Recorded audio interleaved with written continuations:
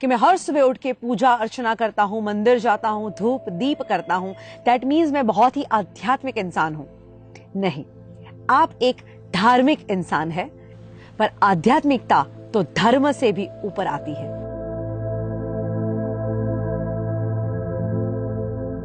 मुझे लगता है कि रियल स्पिरिचुअलिटी या सच्ची आध्यात्मिकता उसे कहते हैं जब आपके अंदर आपकी वजह से किसी और का भला हो की भावना जन्म लेती है। अगर आपकी वजह से किसी का अच्छा होता है तो सही में आप एक आध्यात्मिक इंसान बन सकते हैं। मदर टेरेसा एक आध्यात्मिक लेडी थी जिन्होंने अपने बारे में नहीं औरों के बारे में सोचा।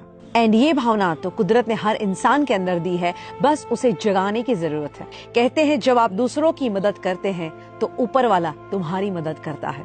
एंड जब आप दूसरों की मदद करते हैं ना, वो आपको रिवॉर्ड करता है। किस चीज से?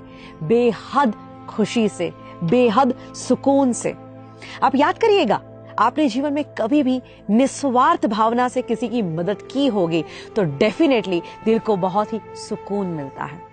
इसलिए मैं कहती हूं, हमेशा औरों की मदद करना शुरू कर दीजिए, एंड ऑफ कोर्स निस्वार्थ भावना के साथ। कई बार मैं जब मदद करने की बात कहती हूँ तो कई लोगों को ये लगता है कि जब मैं किसी की मदद करता हूं मतलब मेरे पास से कुछ जाता है। बट रियल डेफिनेशन आप किसी को मदद करने की या हेल्प करने की समझेंगे तो मदद करने से कभी किसी का कुछ नहीं जाता। अरे वही चीज मल्टीप्लाई होके जीवन में वापस आता है। इसी को समझाने के लिए मैं आपको एक स्टोरी सुनाती हूँ।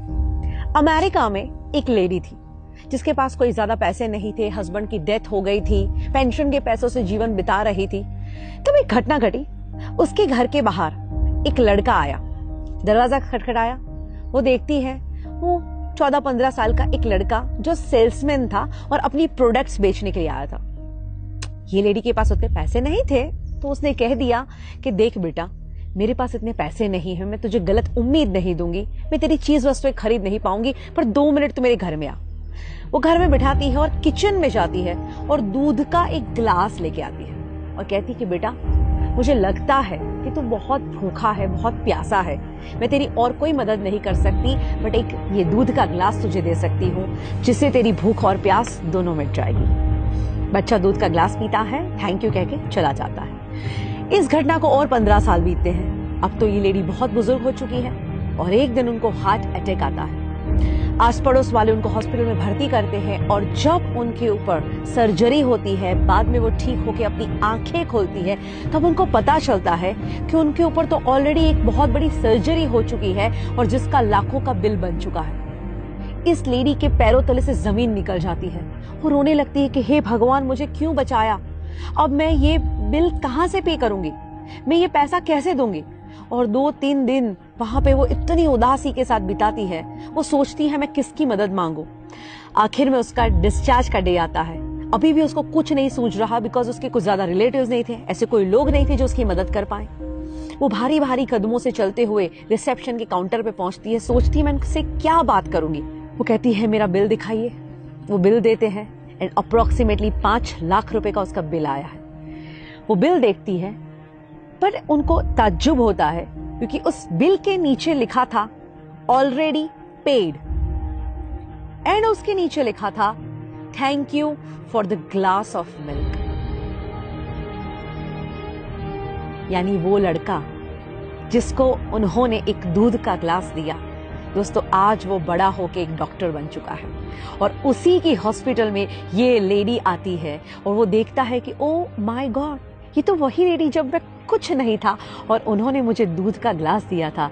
आज ये ऋण चुकाने का मौका मिला है, क्यों ना मैं अपना ऋण चुकाऊं, क्यों ना इनका बिल मैं ही भर दूं। इसीलिए तो कहते हैं कि जब आप अच्छे काम करते हैं, दुनिया गोल है, जो अच्छे काम भेजे हैं सब लौट के वापस आते ही हैं। बट अच्छी बात क्या है कि कुदरत इतनी मेहरबान है हम पे कि जब हम कुछ छोड़ते हैं उससे कई गुना बढ़ के ये लाइफ में वापस आती है। हम हमेशा पूरी जिंदगी लगे रहते हैं दुनिया को इम्प्रेस करने में, बट अगर सही में इम्प्रेस करना है ना तो उस ऊपर वाले को कीजिए। आपका इंटेंशन कितना भी सही क्यों ना हो, ये दुनिया सिर्फ आपका प्रेजेंटेशन देखती है एंड आपका ये प्रेजेंटेशन कितना भी अच्छा क्यों ना हो, ये ऊपर वाला तो सिर्फ आपका इंटेंशन ही देखता है। तो ये सद्भावना की शुरुआत आज से ही की जाए। मैं तो कहती हूँ दुनिया में खुशियां फैलाई जाए, क्योंकि अगर आप औरों के जीवन में खुशियां फैलाना भी शुरू करोगे तो वही खुशियां मल्टीप्लाई होकर आपके जीवन में वापस आएगी।